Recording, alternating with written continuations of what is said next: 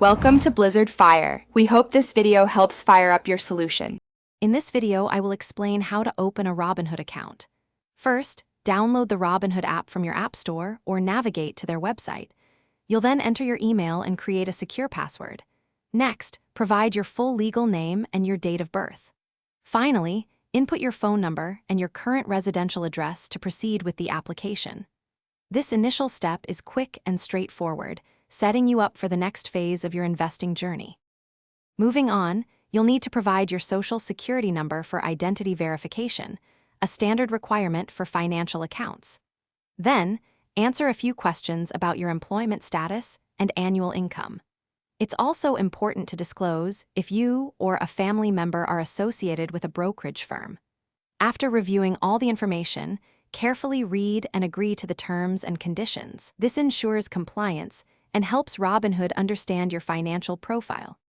Now, let's talk about funding your account. You can easily link your bank account by logging in through Robinhood's secure portal. Alternatively, you can manually enter your bank's routing and account numbers. Once linked, initiate your first deposit. Many users start with just $1. Keep in mind that while deposits often appear instantly, it can take up to 5 business days for funds to fully settle and become available for trading.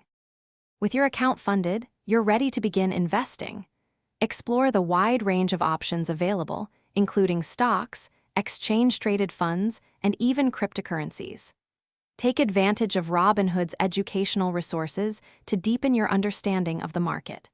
Consider setting up recurring investments, perhaps $10 weekly, to build your portfolio consistently over time. Remember to monitor your investments regularly to stay informed about their performance and make adjustments as needed. Thanks for watching. If you found this helpful, don't forget to like and subscribe.